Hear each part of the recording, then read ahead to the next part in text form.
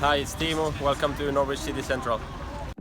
Hello everybody, Lewis, Norwich City Central. I hope you're all doing very, very well. Norwich City sit top of the championship table, averaging 2 points a game and looking in a really good position. In this video, we'll be going through the press conference from Daniel Farke, Norwich versus Blackburn preview, and also a bit of talk of Emi Buendia as well. If you do enjoy the video, please hit the like button and subscribe to Norwich City Central for consistent Norwich City content. Let's start with a press conference before we go into the Blackburn and the Emi Buendia speculation. I'd love to hear your thoughts and opinions on Emi Buendia down below in the comments section. But in terms of the press conference, a lot of positive news. And who would have thought you'd be seeing a positive Daniel Farke press conference? You don't get too many of them. Of course, the last press conference before the Nottingham Forest game, we had the news Pochetta and Ben Gibson have picked up injuries, but no new injury concerns. Todd Cantwell,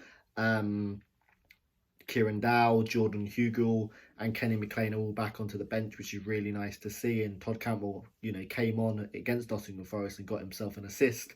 With the likes of Dow, Hugill, I'm not sure they're necessarily going to play, but they're very close now. And Kenny McLean also came on as a sub.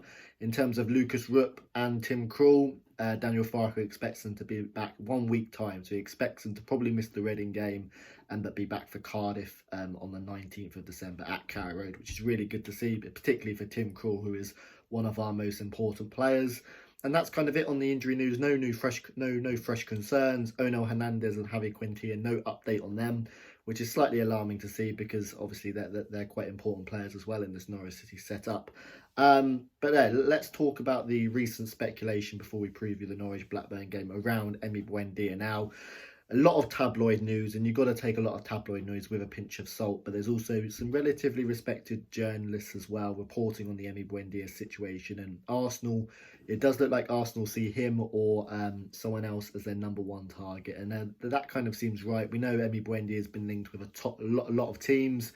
In the summer transfer window, there's heavy links that Emi Buendia would be going to Atletico Madrid, which is just a crazy move.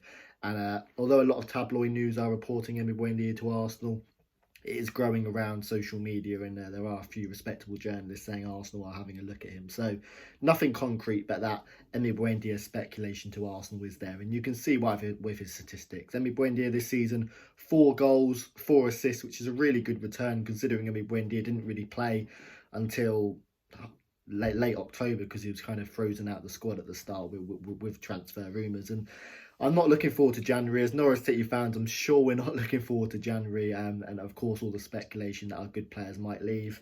Emi Buendia, Max Aarons, Todd Cantwell is going to be really important we keep hold of them, particularly Emi and Max, who are 2 critical players. But as I was talking about with Emi's statistics, 4 goals, 4 assists, created the most chances in the whole of the championship.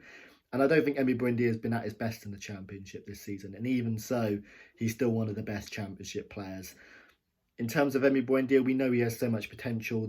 And sometimes he can give the ball quite a lot in a game, but more often than not, he plays key passes and is so influential in all the goals. He's just a brilliant player and one of the most talented players I've seen in a Norwich City shirt. And it was quite incredible we kept him over the summer. And it'll be even more incredible if we keep him past January. But let's hope so. I mean, Norwich City are top of the league, and if Emi Buendia and Max Aarons are happy at Norwich, which I'm sure they are, if Norwich are top of the league and they're playing and they're happy, there might not be no reason to leave unless a big club like Arsenal come in and say, you're the guy we want in our first team setup. But Emi Buendia's statistics, if you look at chances created, he's at the top of the championship. 4 goals, 4 assists is a good return as well. We know one of his major issues can sometimes be his discipline and attitude on the pitch. Sometimes he feels like he's got the weight of the world on his shoulders, and he can let his discipline and attitude go. But Emi Buendia is such a special footballer and one of the best footballers I've seen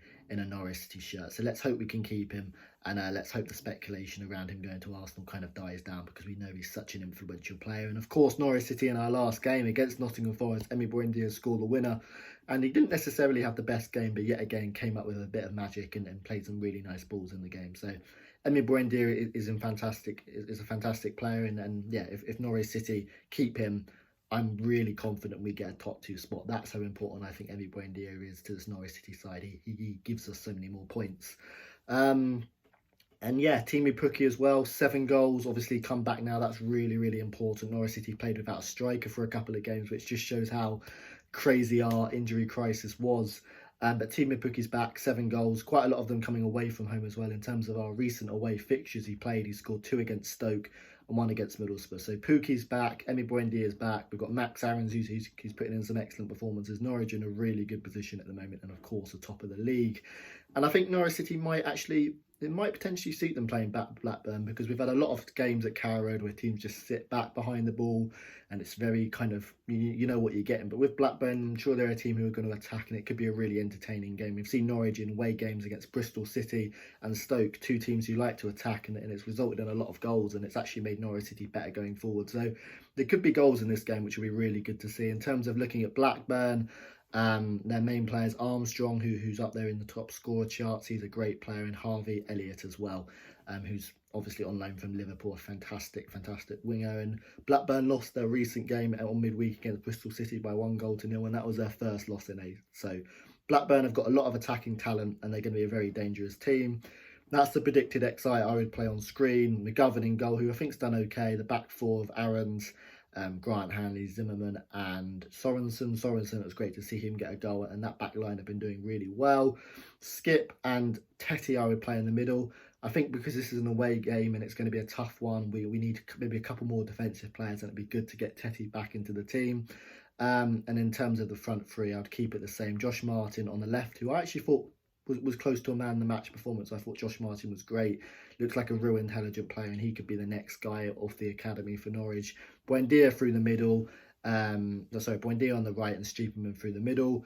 And yeah, on that topic of Emi Buendia, it's so critical we keep him, because even though he's not necessarily always on the best of form, he normally just has one moment of magic in the game, which is good enough to win games. Kind of, if you look back at Norwich City's kind of games, there's always one moment of Emi Buendia magic, and that's why he's so important to keep. And Teemu Pukki up front, let's hope he can add to his 7 goals, which is a decent return. 15 games, 7 goals, that is a decent return for Pukki. Let's hope he can add more goals to his game. And yeah, I'm really happy with how Norwich City are doing. Of course, we're leaving it slightly late at Carrow Road on a lot of occasions, but the most important thing is we are getting the wins, and away from home, I think we look a little bit better going forward. I think teams start to open up, and we look a little bit better. So that's really pleasing to see. And I look at that Norwich City team, and I look at Pukki up front, Buendia Buendia in the attacking areas, Aarons at right back. Of course, when we get Tim Krul back next week, that'll make us an even better side. And I look at that team, and that is starting to turn into a winning team with a really good mentality, because in the Premier League, we had our worst points total, but now that winning mentality is coming back, and let's hope we can keep that.